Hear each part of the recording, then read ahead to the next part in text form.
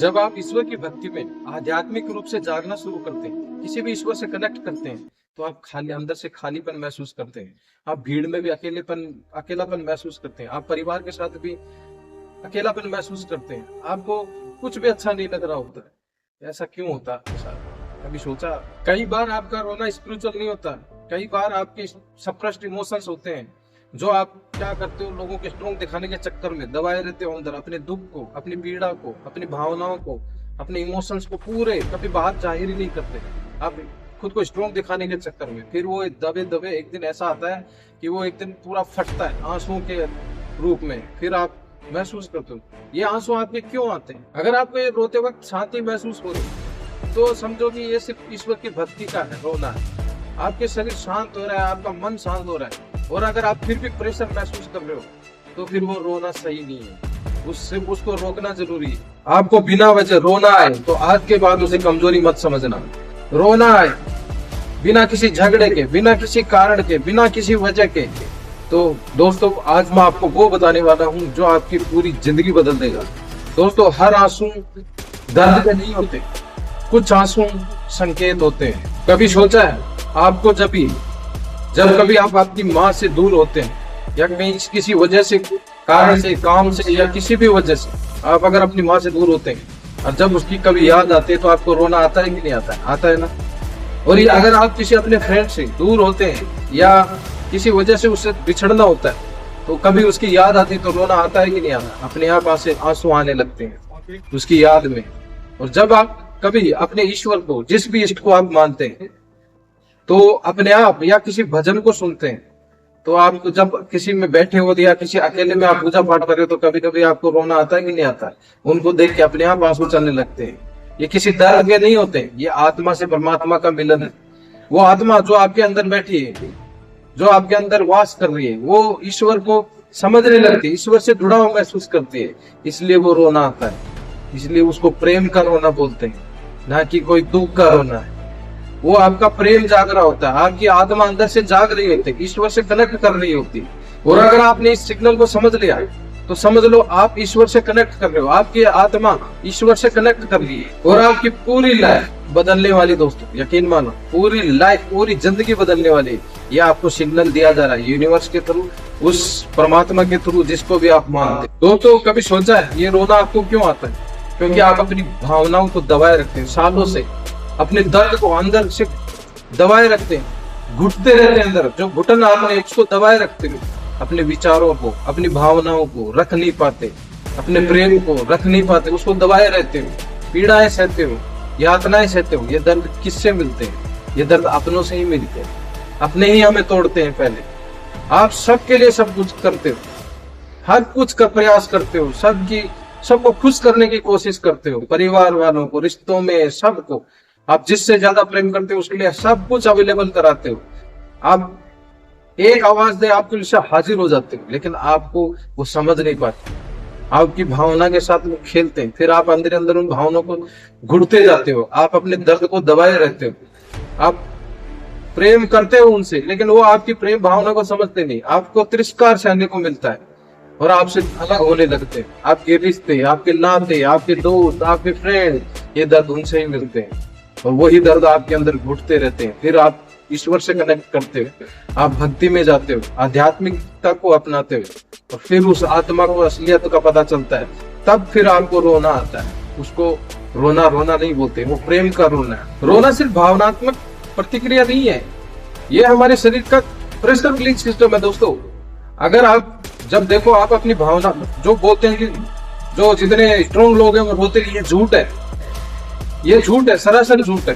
जो रोते नहीं वो अंदर से सड़ जाते हैं, अंदर से सड़ने लगते हैं, अंदर से दुखी रहने लगते हैं। और जो लोग रोना, अगर आपको रोना आए, आप अगर इतने सालों से अपनी भावनाओं को दबाए हुए हैं, अपने दुख पीड़ा को दबाए हुए हैं, जितनी भी आपने याद नहीं सही है उनको अगर आप दबाए हुए, और अगर उसको आप आंसुओं के थ्रू रिलीज नहीं करेंगे, तो आपके शरीर का क्या हाल होगा? अगर आप आंसुओं के थ्रू उसको रिलीज करते हो, तो आपकी बॉडी डिटॉक्स होती है, और आपका जितना भी आपका मन और आपकी आत्मा, जो अंदर से आप खुद, आपका शरीर हल्का महसूस करता है, रिलैक्स महसूस करता है। जब आप ईश्वर की भक्ति में आध्यात्मिक रूप से जागना शुरू करते हैं, किसी भी ईश्वर से कनेक्ट करते हैं, तो आप खाली अंदर से खालीपन महसूस करते हैं। आप भीड़ में भी अकेलापन महसूस करते हैं। आप परिवार के साथ भी अकेलापन महसूस करते हैं। आपको कुछ भी अच्छा नहीं लग रहा होता। ऐसा क्यों होता है आपके साथ? कभी सोचा? आप किसी भजन को सुन रहे थे, आप कहीं भी बैठे होते, मंदिर में बैठे थे, अगर आपने ईश्वर को देखा और उनके सामने आप बैठे हो, कुछ वक्त बिताते हो, कोई ऐसा भजन सुनते हो जो आपके मन को छू जाए, तो आपके अपने आप आंखों से टप टप आंसू गिरने लगते हैं। ऐसा क्या है? ऐसा कौन सा दुख है? क्योंकि आपकी आत्मा अंदर से जाग रही होती है, उनसे ईश्वर में विश्वास दिखा रही होती है, उनसे कनेक्ट कर पा रही होती है। आप समझने लगते हैं कि मेरे लिए सच में है क्या और मैं कौन हूँ, ये आपको समझ में आने लगता है। हनुमान जी की भक्ति में भी यही होता है। अगर उनकी कोई हनुमान चालीसा करते हुए या हनुमान जी का पाठ करते हुए करते करते आंसू आने लगे, अपने आप आंसू गिरने लगे और आपके मन में भाव जागने लगे उनके प्रति, और उनके प्रति ऐसी फीलिंग आने लगे, तो समझो उनके साथ में कनेक्शन बन रहा है। उस ईश्वर के साथ में, उस यूनिवर्स के साथ में आपका कनेक्शन बन रहा है। कई बार आपका रोना स्पिरिचुअल नहीं होता है, कई बार आपके सप्रेस्ड इमोशंस होते हैं जो आप क्या करते हो, लोगों के स्ट्रॉन्ग दिखाने के चक्कर में दबाए रहते हो अंदर, अपने दुख को, अपनी पीड़ा को, अपनी भावनाओं को, अपने इमोशंस को पूरे कभी बात जाहिर ही नहीं करते। आप खुद को स्ट्रॉन्ग दिखाने के चक्कर में फिर वो दबे दबे एक दिन ऐसा आता है कि वो एक दिन पूरा फटता है आंसुओं के रूप में। फिर आप महसूस करते हो ये आंसू आपके क्यों आते हैं? क्योंकि आपको जिन लोगों के लिए आपने बहुत कुछ किया, जिन लोगों ने आपको समय दिया, जिनके लिए आपने बहुत कुछ किया, वो आपको इग्नोर मारते, आपसे बातें नहीं करते, आपसे दूरी बना लेते हैं। दोस्तों, आप अपने आप से ये पूछो, खुद से ये पूछो कि ये आंसू मुझे भगाने के हैं या जगाने के हैं? अगर जगाने के हैं तो कुछ ऐसा करो दोस्तों, कुछ ऐसा बड़ा करो कि जिन लोगों ने भी आपको इग्नोर किया, जिन लोगों ने भी आपसे दूरियां बनाई, वो भी आपसे मिलने को लिए समय मांगे। कुछ ऐसा बड़ा करो, और वो बड़ा करने के लिए आप उस ईश्वर से पूछो कि मेरे लिए बना क्या है। आपको सच में वो रास्ता दिखाएंगे, क्योंकि अभी आपकी आत्मा और आपकी परमात्मा के साथ मिलन है, आपके लिए रास्ता बनाया जा रहा है। अब यकीन मानो, अगर आप सही दिशा में चलते हो तो आपकी सक्सेस आपके बहुत नजदीक है। सिर्फ उनमें विश्वास, पूरा विश्वास दिखाइए और जी जान से जुड़ जाइए अपने काम के प्रति। 1 साल 6 महीने गायब हो जाइए उनकी नजरों से, सिर्फ अपने काम पे फोकस और कर दिखाओ कुछ ऐसा कि दुनिया करना चाहिए आपके जैसा। यकीन मानो दोस्तों, जिस भी आप इसको मानते हैं वो आपके हमेशा आप एहसास भी कर रहे होंगे कि वो आपके आसपास ही ऐसे लगता होगा जैसे मेरे आसपास मुझे देख रहे हैं, मुझे ही निहार रहे हैं। हर वक्त आप उनको महसूस करते हो, ऐसा होता है ना? और दोस्तों, अगर ऐसा आपके साथ ऐसा लग रहा है कि हाँ ये मेरी ही घटना है, ये मेरे ही जीवन से रिलेट करती है, तो दोस्तों मैं आपसे निवेदन करता हूँ कि चैनल को लाइक और सब्सक्राइब जरूर करें। दोस्तों, आपको मैं एक छोटी सी कहानी सुनाता हूँ। एक आदमी रोज हनुमान चालीसा का पाठ करता था, रोज। वो काफी समय से हनुमान जी से और हनुमान चालीसा का पाठ करते आ रहा था, लेकिन उसको कुछ महसूस ही नहीं हो रहा था। लेकिन वो एक दिन ऐसा आया, एक दिन वो अकेला बैठा, अकेले हनुमान जी से बातें की उसने, अकेले वक्त बिताया, अकेले हनुमान चालीसा का पाठ करते करते रो पड़ा, उसके आंसू निकल आए। तो ऐसा दोस्तों क्यों हुआ? उसका अहंकार, अभी उसका मिलन हुआ, उसने सोचा ये मेरे साथ क्या हुआ, लेकिन उसका अहंकार टूटा, अंदर से अहंकार टूटा। तब उसकी हनुमान जी और हनुमान चालीसा से असली लिंक बना, और तब उसको अपनी असलियत का पता चला, तब उसको रास्ता सही दिखाई दिया। वहीं से उसकी असली भक्ति शुरू हुई दोस्तों। जब अपना अहंकार टूटता है, अपना अंदर से अपनी असलियत का पता चलता है, तब आंसू जब बहने लगते हैं ईश्वर के प्रेम में, ईश्वर के प्रति जब एहसास जागने लगता है, तब अपनी असली भक्ति शुरू होती है। तब हमें मानना चाहिए कि हाँ मैं अभी असली भक्ति में हूँ, और तभी आपका कनेक्शन बनता है उस ईश्वर से, उस यूनिवर्स से।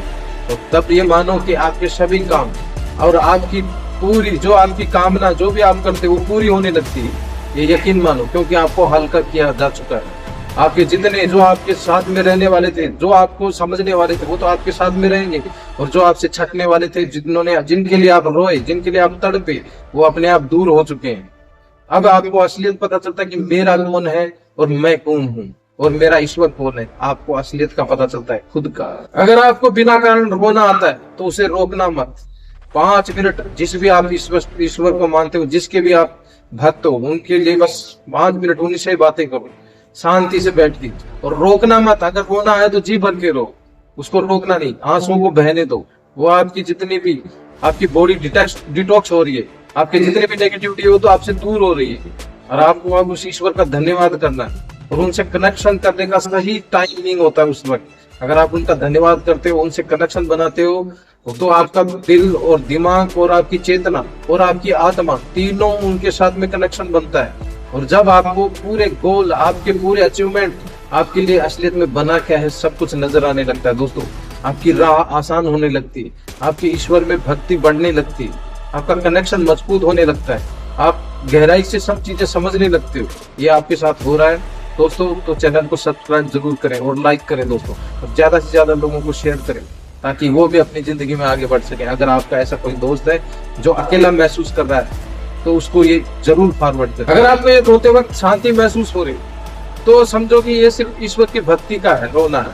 आपके शरीर शांत हो रहा है, आपका मन शांत हो रहा है, और अगर आप फिर भी प्रेशर महसूस कर रहे हो तो फिर वो रोना सही नहीं है, उसको रोकना जरूरी है, क्योंकि वो आपको कोई पीड़ा आपको दे रहा है। उसको पहले रिलीज करो उस पीड़ा को, और ईश्वर में विश्वास दिखाओ। अगर आपको फिर भी बेचैनी महसूस हो रही है और मन शांत नहीं हो रहा है तो कुछ ऐसा आप गिल्ट लेके बैठे हो, उसको पहले रिलीज करो, उसको आजाद करो अपने आप से, और ईश्वर का धन्यवाद करो और ईश्वर से जुड़ो।